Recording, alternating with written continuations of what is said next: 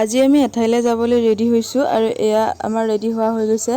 এতিয়া এইবিলাক পেকিং দেখিছে নহয়। এতিয়া আমি ক'লে যাম চাই থাকিব। এয়া ইমানবিলাক বস্তু গোটেই হোষ্টেলৰ ছোৱালীখিনিৰ এইবিলাক বস্তু হয়।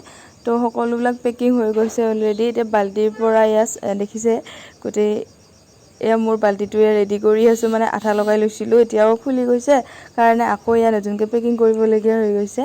এতিয়া আমি ৰখি আছোঁ কিন্তু বাছ আহি পোৱা নাই।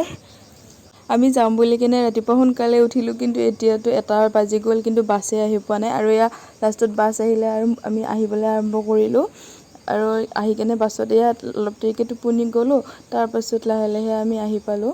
তো আজি বতৰটো বহুত ধুনীয়া আছিলে, তো আমি এখন নদী পাইছিলোঁ। ইয়াৰ নাম কি আছিল নাজানো, কিন্তু ইমান ধুনীয়া লাগিছিল চাওকচোন আকাশখনৰ সৈতে নদীখন।